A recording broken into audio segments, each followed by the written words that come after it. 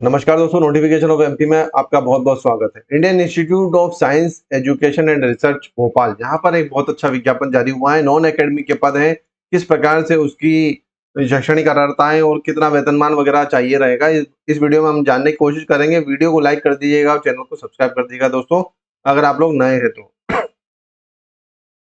तो दोस्तों किस प्रकार से पद वगैरह निकले हैं हम लोग ये देख लेते हैं।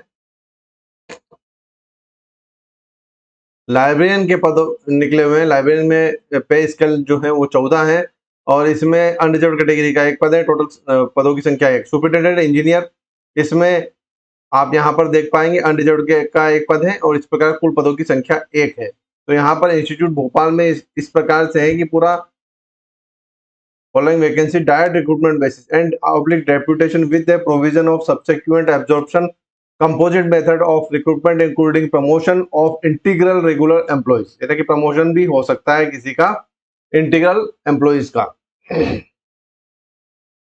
डेप्यूटी रजिस्ट्रार में पदों की संख्या एक। अनरिजर्व्ड का पद है executive engineer civil and electrical, यहाँ पर आप देख पाएंगे दो अनरिजर्व्ड के पद हैं। यहाँ पर असिस्टेंट रजिस्ट्रार के पदों की संख्या 5 है। एक ईडब्ल्यूएस का पद है और 5 अनरिजर्व्ड के ओबीसी का नॉन क्रीमी लेयर के 2 पद। यहाँ पर कुल पदों की संख्या 5 और 2 7 और एक 8 पद निकले हुए हैं। स्पोर्ट्स ऑफिसर के पदों की संख्या एक अनरिजर्व्ड में है। यहाँ पर आप देख पाएंगे मेडिकल ऑफिसर का एक पद है, कुल पदों की संख्या एक।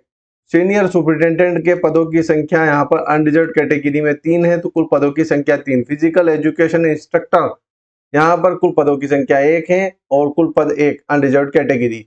सुपरिटेंडेंट यहाँ पर पदों की संख्या अनरिजर्व्ड में 4 है और यहाँ पर ओबीसी नॉन क्रीमी लेयर में एक पद है, तो मतलब 5, कुल पदों की संख्या 5 है। यहाँ पर जूनियर इंजीनियर के पदों की संख्या यहाँ पर आप देख पाएंगे ओबीसी का एक पद है। इसी प्रकार से आप देख पाएंगे एससी का एक पद और अनरिजर्व्ड कैटेगरी के 2 पद। यहाँ पर कुल पदों की संख्या 4 है जूनियर इंजीनियर के लिए। टेक्निकल असिस्टेंट, यहाँ पर कुल 6 पद हैं। यहाँ पर आप देख पाएंगे 2 पद, नहीं सॉरी, यहाँ पर कुल पदों की संख्या नहीं है। यहाँ पर जो कुल अनरिजर्व्ड कैटेगरी के 2 पद हैं, पदों की संख्या 2 है टेक्निकल असिस्टेंट के लिए। टेक्निकल असिस्टेंट आईटी, यहाँ पर आप देख पाएंगे एक पद है अनरिजर्व्ड कैटेगरी का पद है। जूनियर लाइब्रेरी सुपरिटेंडेंट, यहाँ पर एक पद अनरिजर्व्ड कैटेगरी का है। ऑफिस असिस्टेंट एमएस, यहाँ पर एक पद है अनरिजर्व्ड कैटेगरी का। जूनियर टेक्नीशियन असिस्टेंट, यहाँ पर आप देख पाएंगे एसटी कैटेगरी में एक पद, अनरिजर्व्ड कैटेगरी के 8 पद है। यहाँ पर देख पाएंगे एसटी का एक पद और अनरिजर्व्ड कैटेगरी के 8 पद, तो कुल पदों की संख्या 9। जूनियर ऑफिस असिस्टेंट में कुल पदों की संख्या यहाँ पर देख पाएंगे आप लोग 2 पद है। Lab attendant, junior office assistant के बाद में जूनियर असिस्टेंट एमएस, यहाँ पर आप देख पाएंगे कि एससी के 3 पद, यहाँ पर ओबीसी नॉन क्रीमी लेयर के 3 पद, अनरिजर्व्ड कैटेगरी के 7 पद और ईडब्ल्यूएक्स श्रेणी के अंदर एक पद जूनियर असिस्टेंट एमएस का है। तो कुल पदों की संख्या जूनियर असिस्टेंट एमएस में 14 पद है और लैब असिस्टेंट के पदों की जो संख्या है वो आप लोग इस प्रकार से एससी एसटी में भी एक एक पद है और ओबीसी नॉन क्रीमी लेयर में भी एक पद है। अनरिजर्व्ड कैटेगरी के 2 पद, ईडब्ल्यूएस का एक पद। तो इस प्रकार कुल पदों की संख्या 6 हो चुकी है लैब असिस्टेंट के लिए। लैब अटेंडेंट में आप देखिएगा 2 पद एससी के हैं, 2 पद एससी के हैं, एसटी का कोई पद नहीं। ओबीसी नॉन क्रीमी लेयर में 3 पद और अनरिजर्व्ड कैटेगरी के 5 पद, ईडब्ल्यूएस का एक पद। तो कुल पदों की संख्या लैब अटेंडेंट के लिए आईटी में और लैब में दोनों में 11 पद हैं, तो कुल मिलाकर 75 पद यहाँ पर निकले हुए हैं। अनरिजर्व्ड कैटेगरी के पदों की संख्या 50, 12 पद जो है आप ओबीसी नॉन क्रीमी लेयर में, एससी के 7 पद, एसटी के 2 पद और ईडब्ल्यूएस के 4 पद। इस प्रकार कुल 75 पदों पर ये पूरी वैकेंसी निकली हुई है। तो यहाँ पर हम लोग देख लेते हैं इनकी शैक्षणिक अर्हताएं किस प्रकार से हमको चाहिए रहेंगी। तो यहाँ पर देखेंगे हम लोग, name of the post librarian है, नंबर ऑफ पोस्ट 1 है। अनरिजर्व्ड कैटेगरी 56 साल, डायरेक्ट रिक्रूटमेंट के लिए यहाँ पर एज लिमिट 56 साल और डेप्यूटेशन शॉर्ट टर्म कॉन्ट्रैक्ट में यहाँ पर आप लोग देख पाएंगे ये all method of recruitment including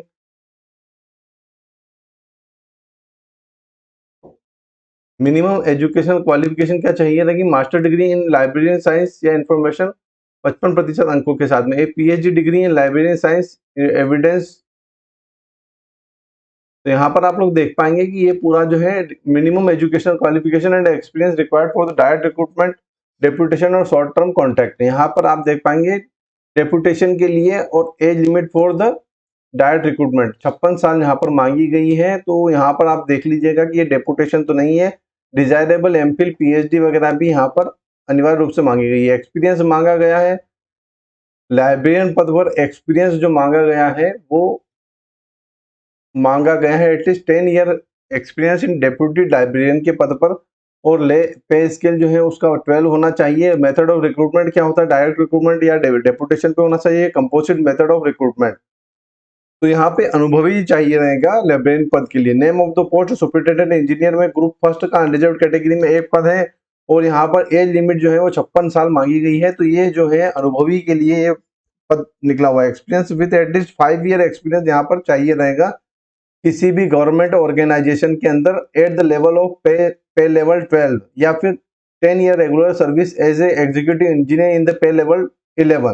तो यहाँ पर ये 7वें वेतनमान के मान से ये जो वेतन बैंड है इसको दिया गया है एक्सपीरियंस के तौर पर। तो यहाँ पर आप लोग देखेंगे तो आप लोगों को यहाँ पर एक्सपीरियंस ही एलिजिबल करेंगे सुपरिटेंडेंट इंजीनियर के लिए। यहाँ पर आप देखेंगे डिप्टी डायरेक्टर के लिए पे लेवल 10 में 50 ईयर और 56 साल। यहाँ पर डायरेक्टर रिक्रूटमेंट के लिए master degree with at least 55% marks.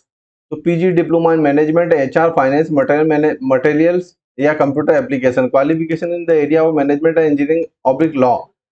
A chartered accountant भी यहाँ पर अप्लाई कर सकते हैं। एक्सपीरियंस क्या चाहिएगा आप लोगों को, 5 साल का एक्सपीरियंस, एडमिनिस्ट्रेटिव एक्सपीरियंस यहाँ पर अनिवार्य रूप से चाहिएगा। प्री रिवाइज पेमेंट 5400 का ग्रेड पे जो छठे वेतनमान से होता है, 56,100 जो वेतन बैंड है उस पर यहाँ पर 10 साल का एक्सपीरियंस या 5 साल का एक्सपीरियंस मांगा गया है। एटलीस्ट 5 ईयर एक्सपीरियंस यहाँ पर मांगा गया है। Desirable experience in the handling of computerised administration, legal, finance and establishment. तो ये जो पद है ये स्टेबलाइजमेंट के लिए होता है। डिप्टी रजिस्ट्रार का पद जो है वो डिप्टी रजिस्ट्रार का एक पद है। वेदर एज एजुकेशन जो यहाँ पर आप लोग यहाँ पूरा पीडीएफ में आपको अवेलेबल करा रहा हूँ। एग्जीक्यूटिव इंजीनियर के अनरिजर्व्ड कैटेगरी में 2 पद हैं, यहाँ पर 50 साल, और ये अनुभवी के लिए ही 10 ईयर एक्सपीरियंस इसमें चाहिएगा। कुछ पद जो है वो नॉन एक्सपीरियंस के लिए भी रखे गए हैं। तो यहाँ पर असिस्टेंट रजिस्ट्रार के लिए देखिएगा 40 साल और 56 साल एज लिमिट दी है। डेपुटेशन और शॉर्ट टर्म कॉन्ट्रैक्ट के लिए, डायरेक्ट रिक्रूटमेंट के लिए 40 वर्ष यहाँ पर दी है। मास्टर डिग्री एटलीस्ट 55% के साथ में मास्टर डिग्री आपकी होनी चाहिए। PG diploma in HR, finance, material management या कंप्यूटर एप्लीकेशन में होगा तो उसको डिजायरेबल की श्रेणी में रखा गया है। Qualification in the area of management भी आपको यहाँ पर दिया गया है। एक्सपीरियंस क्या चाहिएगा, 5 ईयर एक्सपीरियंस चाहिएगा at the pay level of 7, यानी कि लेवल 6 पे भी आप लोग यहाँ पर 7 ईयर एक्सपीरियंस लेवल 6 पे चाहिएगा। तो whether age limit, age, education qualification, experience prescribed for direct recruitment will be apply in the case of promotion. तो ये यहाँ पर not applicable. Qualification master degree चाहिए रहेगी जो इंटरनल वहां पे एग्जाम देंगे। Method of recruitment 75% by direct recruitment, deputation, composite method of recruitment. 25% promotion through select under the limit departmental quota. Departmental quota भी इनका चाहिएगा यहाँ पर होगा, मतलब 25% जो है वो डेपुटेशन पर, मतलब यहाँ पर प्रमोटेड हो सकते हैं। In case of recruitment by promotion, तो ये प्रमोशन का पूरा criteria. Name of the post sports officer, एक master degree in physical education, MPED, यानी कि जो होता है मास्टर इन फिजिकल एजुकेशन। यहाँ पर अनिवार्य रूप से qualification qualify in the national level test conducted by the purpose of UGC और any other agency approved by the UGC।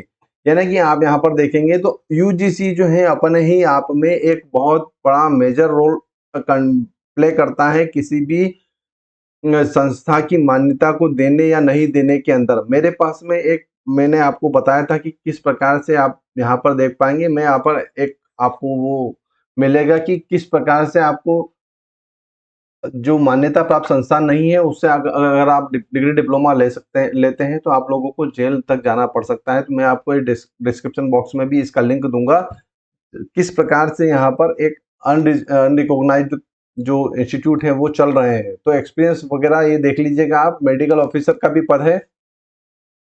इसका पूरा पीडीएफ मैं आपको अवेलेबल करा रहा हूँ टेलीग्राम ग्रुप पर। यहाँ पर नीचे डिस्क्रिप्शन बॉक्स में टेलीग्राम ग्रुप का लिंक भी दिया है। आप सभी को दशहरे की बहुत बहुत शुभकामनाएं।